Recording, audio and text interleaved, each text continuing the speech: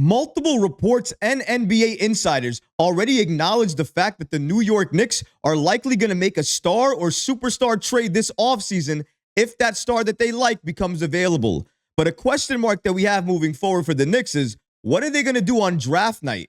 Better than that, how many picks are they going to have on draft night? Well, now we're in the part of the season where it's virtually official how many picks the New York Knicks are going to have and what they're basically going to do come draft night. We're going to break down this latest report, and we're also going to look at a key stat that the New York Knicks are leading the NBA in. And honestly, guys, it's not a stat that you want to be leading the league in. We're going to be breaking down this and so much more today. If you're not already subscribed to the channel, go ahead and hit that subscribe button now. And make sure you have notifications turned on so you don't miss a second of the new content. And now, let's get started. The Knicks draft plans have officially changed for this year. And here's the main reason why. Coming into this season, the Knicks realistically had 2 draft picks that were likely going to convey, their own and Dallas. But did you know that they were walking into this season with the potential of 4 draft picks conveying? Let's break down those picks and see why it's virtually official now that they're only going to have 2 picks. According to the New York Post Steph Bondy, he states the following: it's virtually a certainty now that 2 of the Knicks' possible first-round picks won't convey this year. They have 4 of them going into this season. 2 of them come from the Pistons and the Wizards. One of them is top 18 protected from the Pistons, and the other is top 12 protected from the Wizards. Those are the 2 worst teams in the league. The 2 worst teams in the league. What does that mean? Likelihood of those picks conveying? 0%. We're not going to get them. We're going to have to wait till next year to see what happens. So that means the New York Knicks do not have to worry about adding 2 more potential rookies to their roster. But that also then begs the question, how many draft picks do they have currently for this year, and how many players are they going to draft? Bondy continues by stating both picks, the Detroit pick and the Washington Wizards pick, will also be protected next year. They eventually become second-round picks if they don't convey in a few years. That's why it's very important, if you're the Knicks front office, that you either use those picks as a trade asset now to get a player that you want, or you hope and pray they convey at some point in time by these teams eventually getting good. Coming into the season, that Washington pick was the only pick that had a question mark on it. You were wondering that maybe potentially they could be a dark horse and maybe the pick could convey. You had a shot, maybe a hope. But the Detroit pick, I think we knew very early on, given the team they had, the age of the team, the new coach, they were not going to do anything this year. And then you look at Detroit now, one of the worst records in the league, and it's not by accident. They have played extremely poor basketball this year, and I think they're going to continue to play extremely poor basketball for years to come. That Detroit pick is the only pick I'm worried about in terms of never conveying. But you never know. Maybe they have a good season, and that year it does convey. But the Knicks just have to sell that to another team if they're looking to get off of that pick to get that player that they want. And this is all the Knicks have to do. Understand their assets, what they have this year in terms of draft picks, players that they're going to have to add to this roster, but also players that they're going to have to add to this roster via trade. And the way you do that is via picks that you have and own, your own picks, and also picks that you have from other teams, and also players that you can add to match salary. The Knicks have all of that moving forward. And going back to the draft picks again, Bondy again mentions here that the Knicks will likely get the Mavericks pick, top 10 protected, along with their own first rounder. That means headed into this year, this draft night, the Knicks will likely get the Mavericks pick, top 10 protected, along with their own first rounder. That means walking into draft night, the Knicks are likely going to have 2 first-round picks. And if that's the case, you have to ask yourself, what are the New York Knicks going to do? Are they going to draft a player? Are they going to draft 2 players? Are they going to trade back? Are they going to package those picks and try to trade forward to get a better player that they can get in this year's draft? It's going to be very interesting to see what Leon Rose does. But let's be straight here. The Knicks have made crucial trades this season. They've traded for Bojan, who's likely going to stay. They added Precious Achiuwa, who's been the steal of this trade season. He's likely going to stay. And then you factor in the OG Anunoby effect.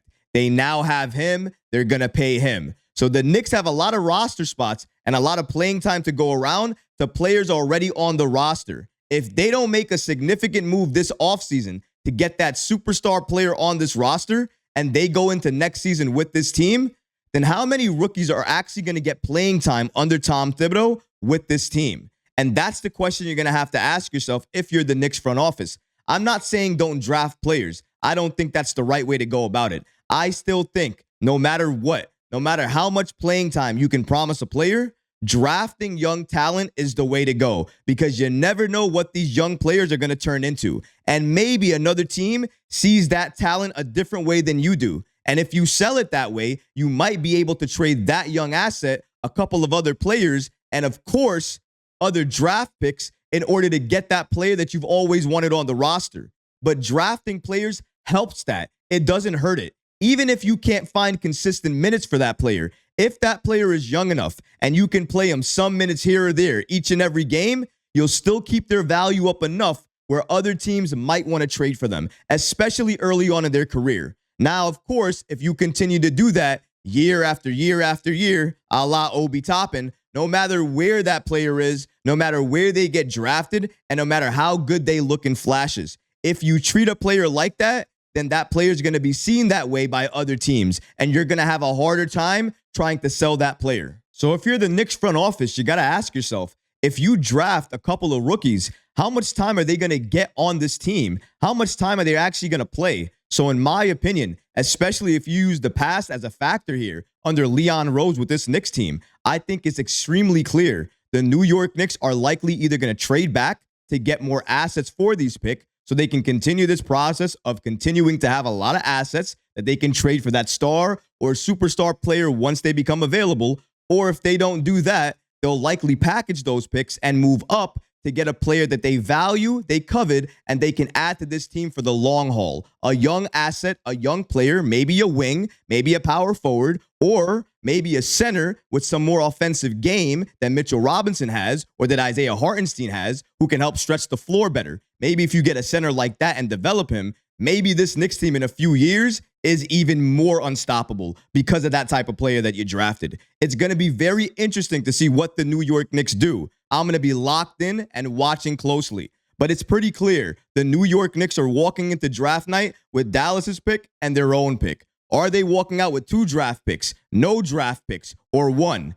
That's going to be the main question. It's going to be very interesting to see. But Leon Rose has not disappointed me at all this season. And honestly, if you've been watching what he's been doing with this Knicks team, even though for a couple of seasons I didn't like it, after all of this time, looking at what this Knicks team has finally been doing, I can say under Leon Rose, he has righted the ship and he is guiding this Knicks team the right way. So I'm going to be patient, rock with him, and wait and see what he does. The Knicks are one of the slowest paced teams in the entire league. That's right, folks. This New York Knicks team leads the league in a stat you honestly do not want to lead the NBA in, and that's pace. According to New York Basketball and, of course, NBA.com, they state the following. The Knicks have the slowest pace in the NBA. They've played 4 of the NBA's slowest 7 games this season. Saturday's game against Boston was the slowest NBA game in 7 years. 7 years. Yikes. If you look at the Knicks roster, though, and you look at who we've had on this roster over the last few games, it's really easy to understand why we're slow in pace. You have Bojan playing 30 minutes sometimes. Isaiah Hartenstein coming off of an injury, so he can't play that many minutes. A couple of our players are out, and if they were in, like an OG Anunoby or a Julius Randle, they would help quicken up that pace. They would push the ball down the floor, and they would help the Knicks get easier transition baskets. Right now, we're not getting that because we just don't have the personnel to get it. So am I surprised, given all the injuries that we've had as of late, the losing that we've been doing as of late, that we are one of the slowest paced teams in the league? I'm not surprised. But I can also say that the Knicks are not going to stay this way. We are not going to remain one of the slowest teams in the NBA. Once we get our players back, once we get OG back, hopefully a healthy Julius Randle back, a Mitchell Robinson back, all of these guys playing their regular minutes, playing healthy, and doing exactly what we need them to do for this Knicks team, playing their role, We're going to be back to playing fast-paced basketball again. We're going to be up there in pace again. And let me remind you guys, when we had that win streak and we were dominating teams, we were one of the league leaders in pace. There was a reason for that because we had the personnel on the floor to do it.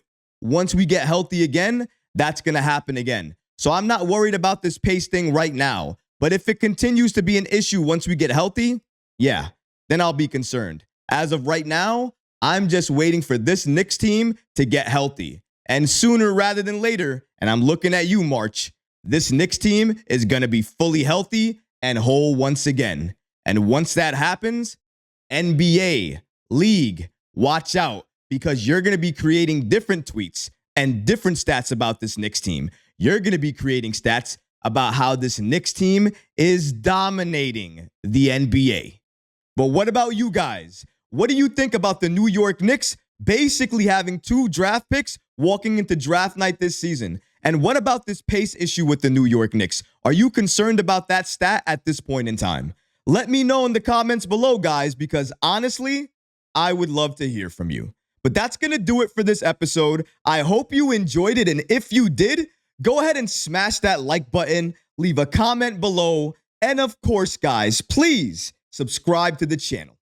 Until next time, Knicks fans. Peace.